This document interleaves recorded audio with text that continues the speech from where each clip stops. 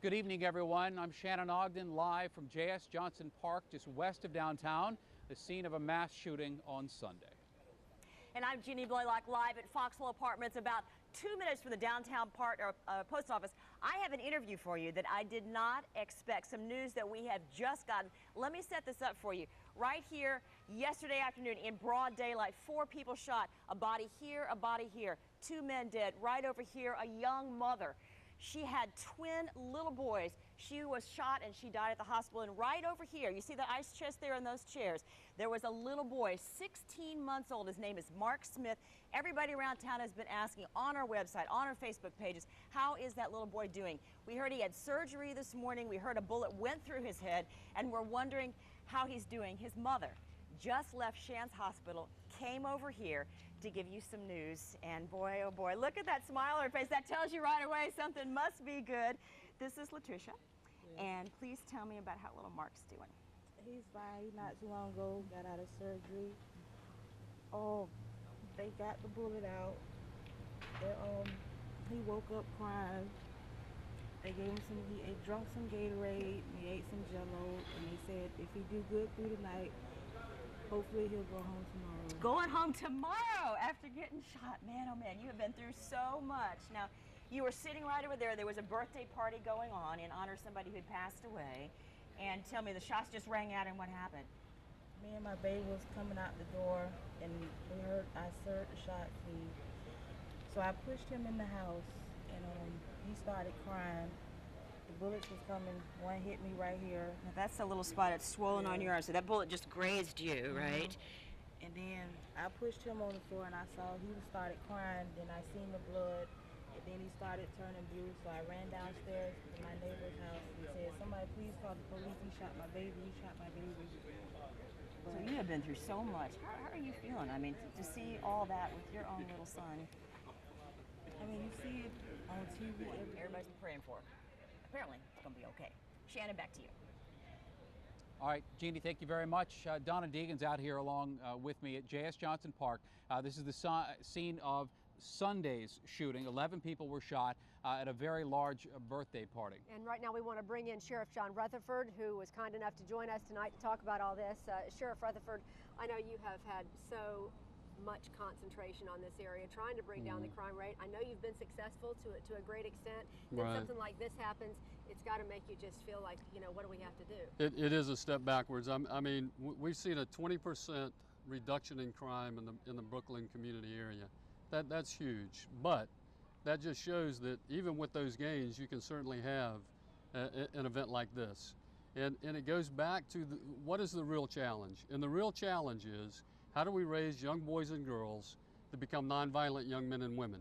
Because putting them in jail and making an arrest after this event is not enough.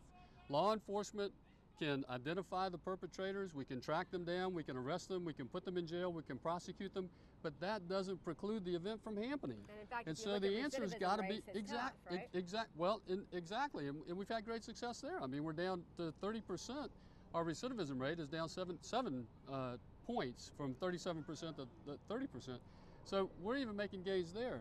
But this shows the impact that these kind of events can have in a community. Now, the good news is, I think, is the amount of community participation and the community support and help that law enforcement has received, both here in Brooklyn and over in the Newtown area, in giving us the tips. We now have an arrest warrant out for one of the perpetrators from here on Spruce Street. We have, as you know, made an arrest on the shooting event over at Prince Street. So the community is working with us, and I want to make the point to the rest of the community that these are good people that live in these communities.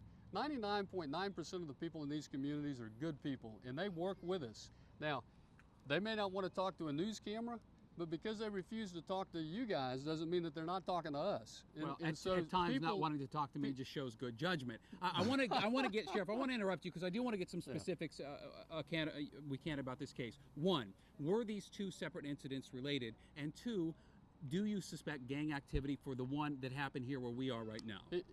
First of all, the two events are not related at all. At all. Not So you at don't all. think this is a retaliation situation?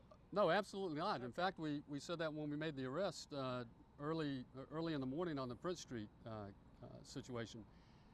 These have no bearing to each other at all, nor do they have anything to do with the two individuals that were over by the found dead by the Prime Osborne. All right, our colleague Ken Amaro continues our team coverage tonight.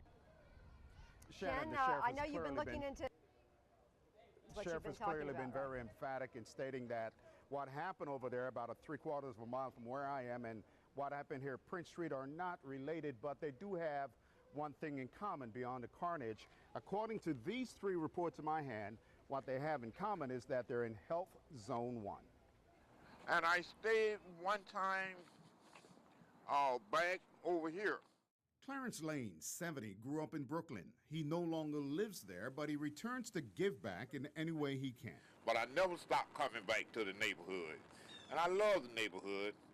This neighborhood is a closely knit neighborhood. Lane says the old neighborhood has seen its glory days, and he would like to forget its present day, but he hasn't given up on Brooklyn. Is Brooklyn safe? Sure, very safe. Very safe. I mean, what happened, it don't have no reflection on Brooklyn. I mean, you know, Brooklyn getting a bad rap. Brooklyn is in Health Zone 1. Health Zone 1 is essentially the most impoverished, at-risk segment of the city, and it transcends zip codes. UNF criminologist Dr. Michael Hallett says Health Zone 1 is a bad place to be, and Brooklyn fits into the area for a number of reasons.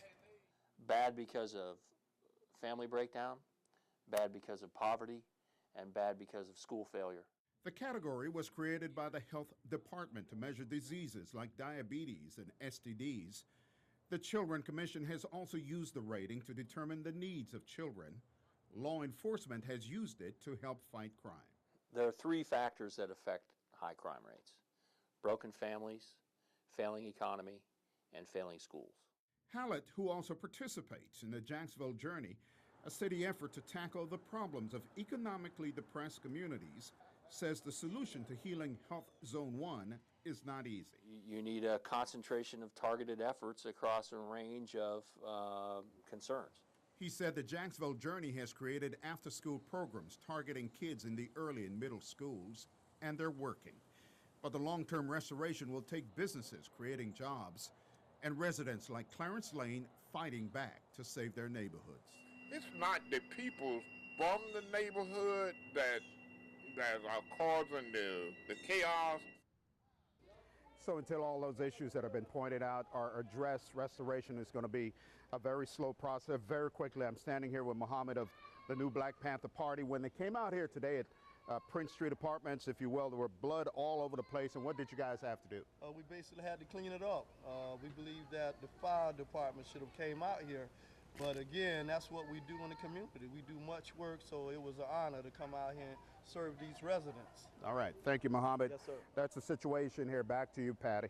All right, thanks, Ken. Now, we've been digging more into the Health Zone 1 that he was talking about and found out that it was selected by the Environmental Protection Agency as the worst area in the southeast U.S. That's across 8 states. They looked at several factors: how many residents are living in poverty, and health factors like asthma rates and water quality.